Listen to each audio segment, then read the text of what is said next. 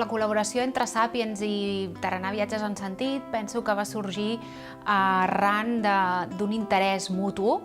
per part de Sàpiens de donar a conèixer als seus subscriptors i lectors tots aquests reportatges històrics que ens transmet en les seves revistes in situ en el destí, i per part de Tarannà Viatges en Sentit del voler divulgar tota aquesta història, tota aquesta vinculació dels catalans amb la història també europea en aquest cas, a través de viatges, d'experiències, que és una mica el que nosaltres pretenem en el nostre tipus de viatges.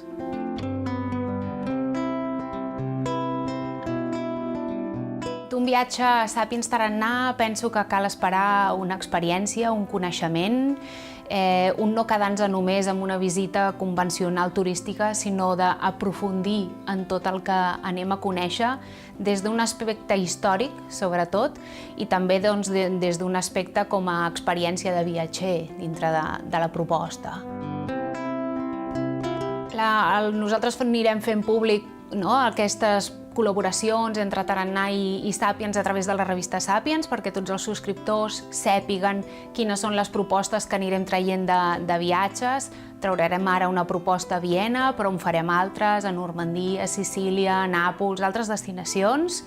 I a través d'aquesta revista, que la primera divulgació de viatges sortirà el mes de gener, anirem exposant les diferents alternatives i propostes.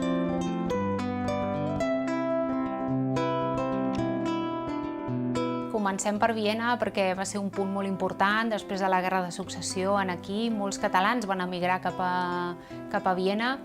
i van tenir una història bastant rellevant en tot el que és la creació i remodelació de molts dels edificis històrics que trobem a Viena i que penso que pensem que és una bona manera d'introduir la història dels catalans a Europa i en aquest cas a Viena. A part, és un viatge que estructurarem una miqueta perquè coneguem tot la rellevància que van tenir els catalans en aquesta construcció d'aquesta part de la història, però també la coneixença de lo que és la Viena més imperial, de Carles VI i d'Eugeni de Savoia, amb tot el que són els grans palaus com el Belvedere o el Schönbrunn, és a dir, que no només ens centrem en la part dels catalans, sinó dels catalans i també de la part imperial, sense oblidar-nos sempre que anem a viure una experiència en el viatge, anem a conèixer història, anem a conèixer una ciutat i anem també a experimentar el dia a dia de la ciutat, no ens oblidem de les famoses xocolateries de Viena, És una manera de fer un viatge amè, experiencial i històric, que és la idea que tenim entre Sàpiens i Tarannà Viatges en Sentit.